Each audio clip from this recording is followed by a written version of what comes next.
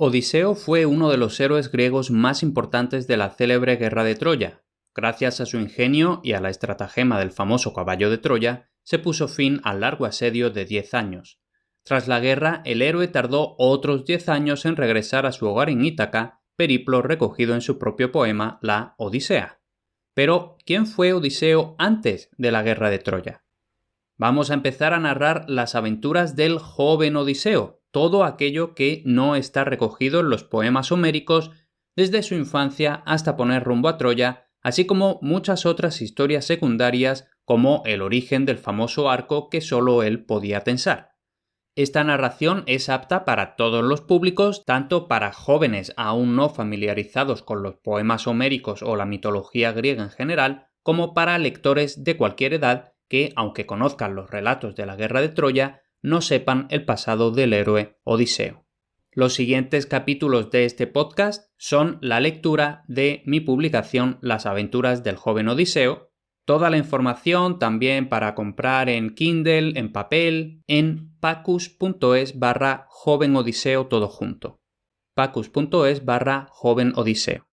Para la gente sencilla que vivía en aquella isla hace 3000 años, nunca hubo un lugar más dulce que Ítaca, ceñida por el mar. Por muy rocosa y escarpada que pudiera parecer, era sin duda una tierra acogedora en medio del risueño mar.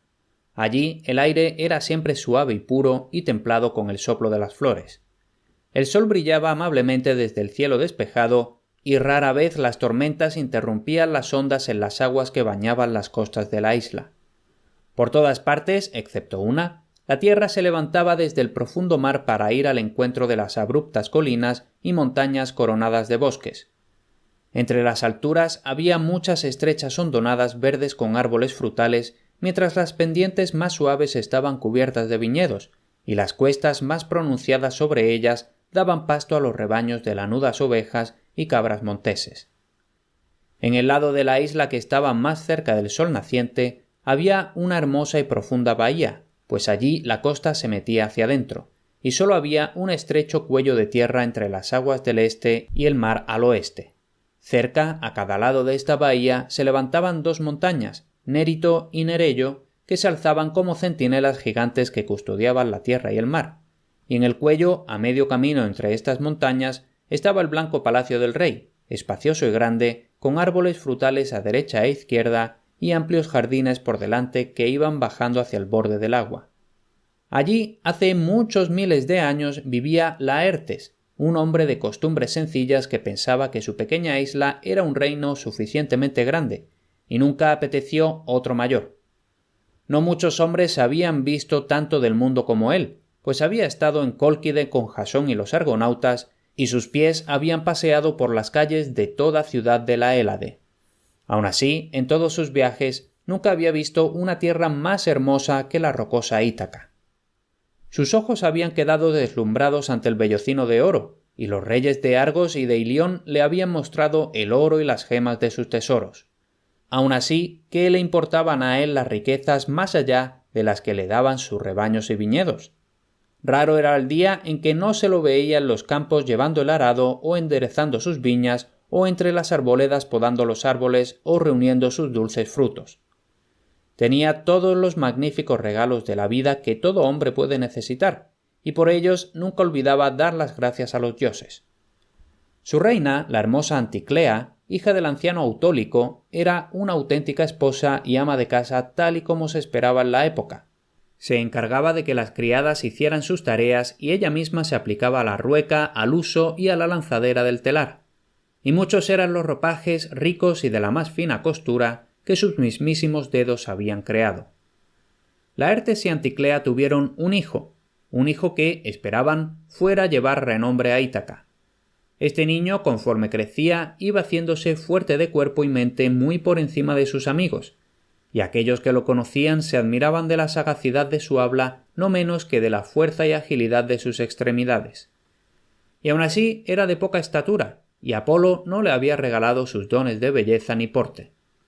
El día que cumplió 12 años estaba con su tutor, el bardo Femio, en la cima del monte Nérito.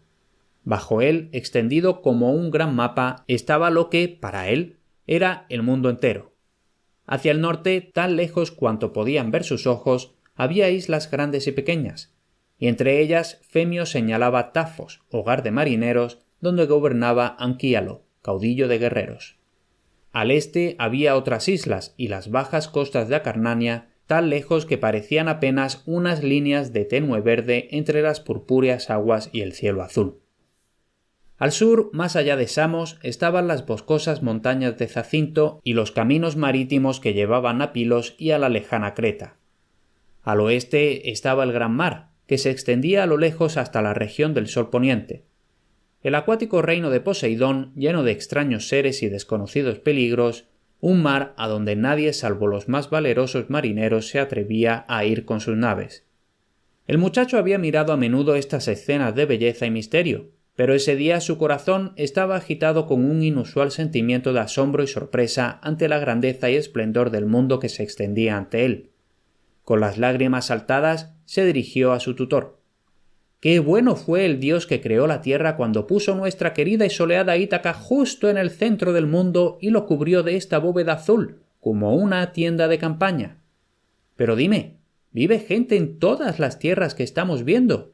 Sé que hay gente que vive en Zacinto y en las islas pequeñas del Mar del Este, pues sus pescadores vienen a menudo a Ítaca, y yo he hablado con ellos. Y he oído a mi padre hablar de su maravilloso viaje a Cólquide, que está en la región del sol naciente, y mi madre habla a menudo de su antiguo hogar en el Parnaso, que también está muy lejos hacia la aurora.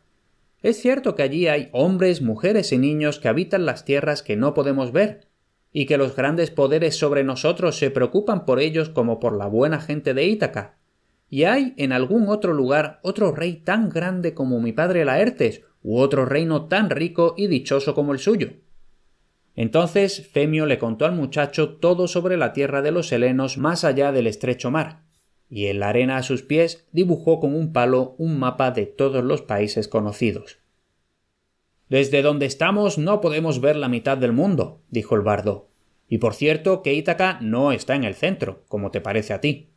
Lo dibujaré aquí en la arena y te mostraré dónde queda cada región y cada mar.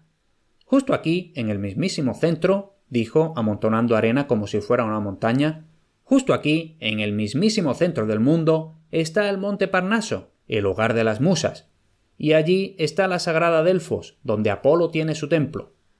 Al sur del Parnaso está la bahía de Crisa, a veces llamada Golfo de Corinto.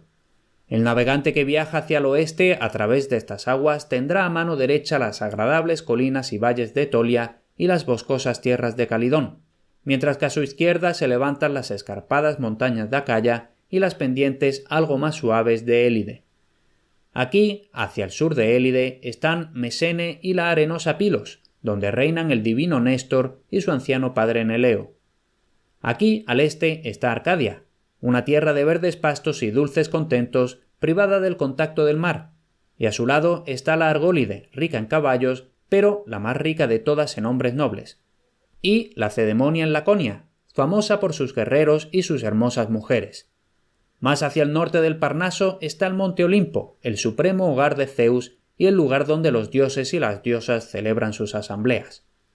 Entonces Femio, como solía hacer a menudo, empezó a poner sus palabras en verso, y cantó una canción del mundo como él suponía que era.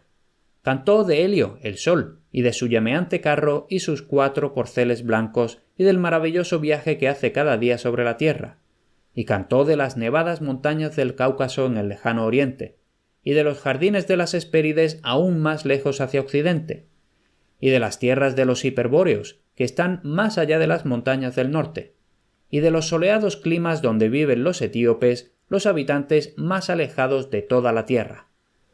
Y entonces cantó del fluyente arroyo del océano que rodea todas las tierras en su abrazo, y por último de las islas de los bienaventurados, donde gobierna Radamantis de hermosos cabellos y donde no nieva ni llueve, sino que la primavera es perenne y sopla de forma agradable con el aliento de la vida.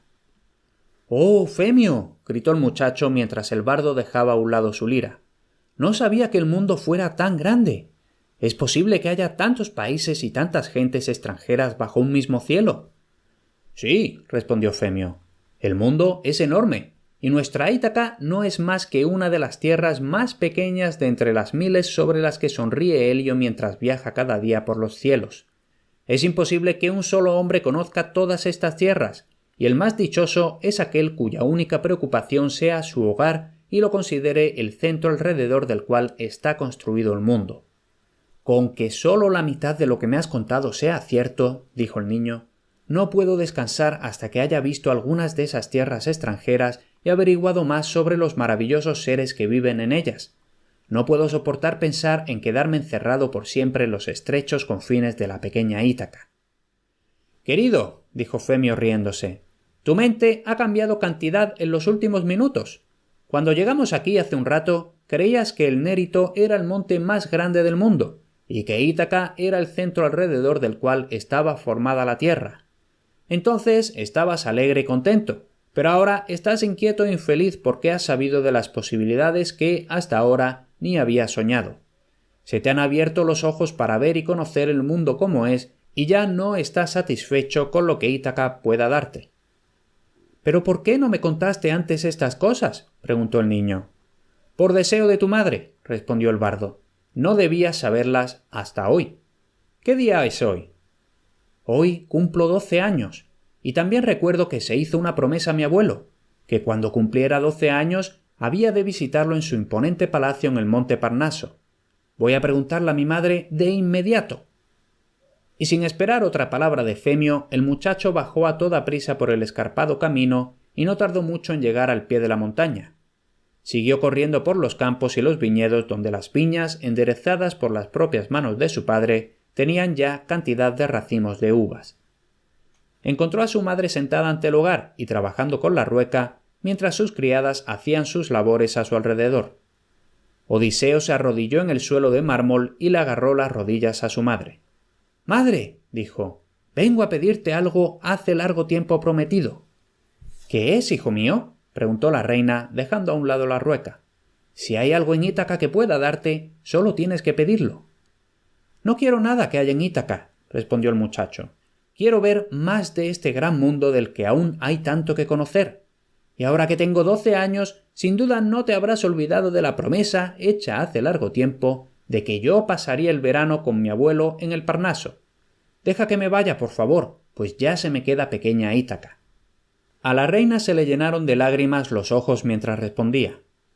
«Que sea como quieres, hijo mío. La promesa que os hice tanto a ti como a mi padre ha de cumplirse.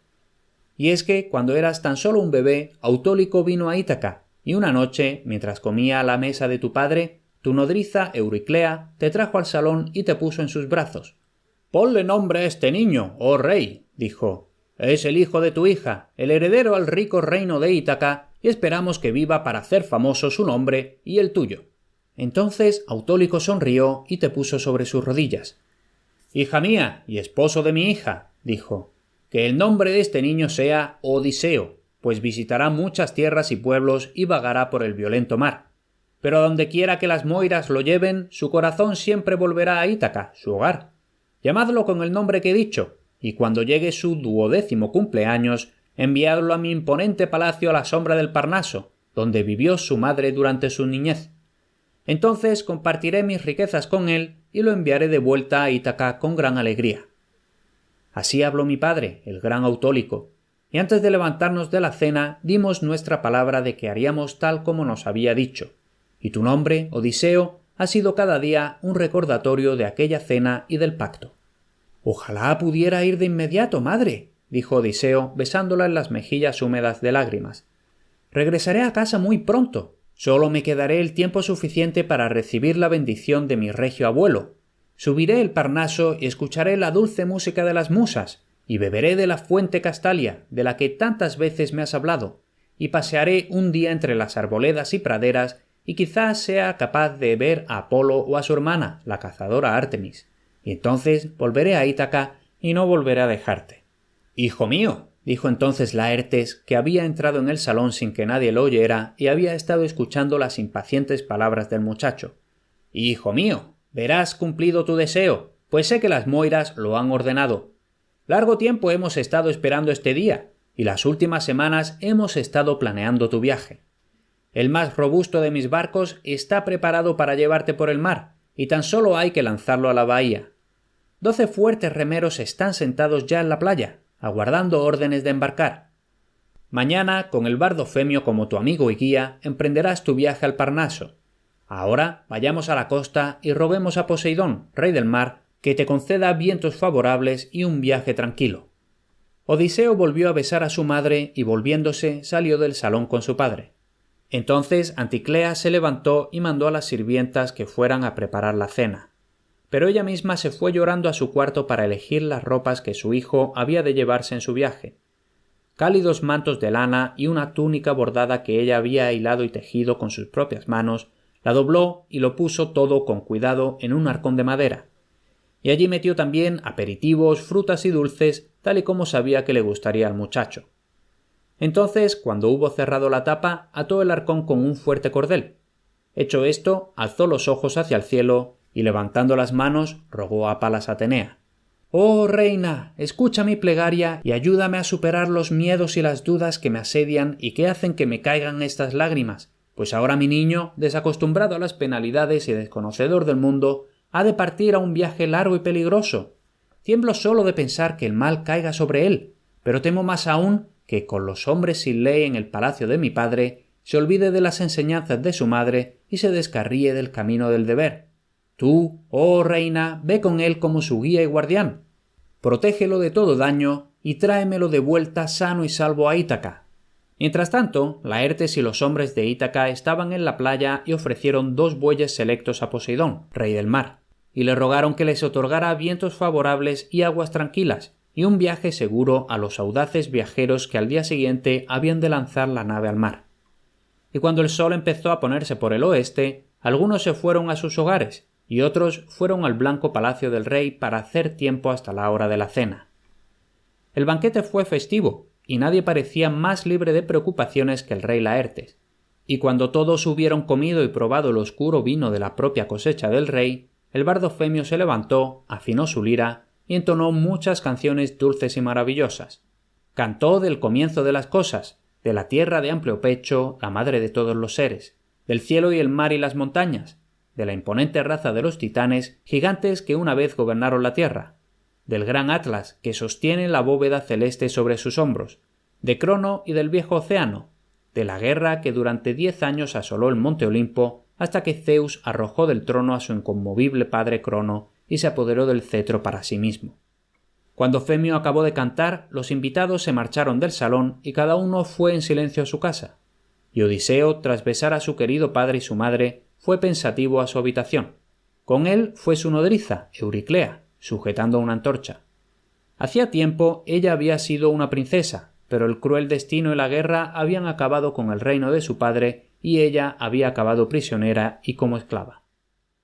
Laertes la había comprado de sus captores por 100 bueyes y le había dado un sitio de honor en su casa al lado de Anticlea. Ella quería a Odiseo como si fuera su propio hijo, pues desde su nacimiento ella lo había amamantado y cuidado. Y ahora, como era su costumbre, lo acompañaba iluminándole el camino a su habitación. Retiró las suaves sábanas de la cama, mulló la almohada y le colgó la túnica a poca distancia. Entonces, con suaves palabras de despedida, se retiró en silencio y cerró la puerta. Odiseo se tapó entre las mantas de la cama y no tardó en quedarse dormido. Por cierto, tienes mis libros en los que se basan mis podcasts gratis en formato electrónico, aunque también lo puedes comprar en papel para un regalo o autorregalo, disponibles en humanistasenlared.com/libros. Y como me puedo imaginar que te apasiona el mundo clásico, seguro que te va a encantar mi boletín diario. Apúntate gratis en humanistasenlared.com/boletín.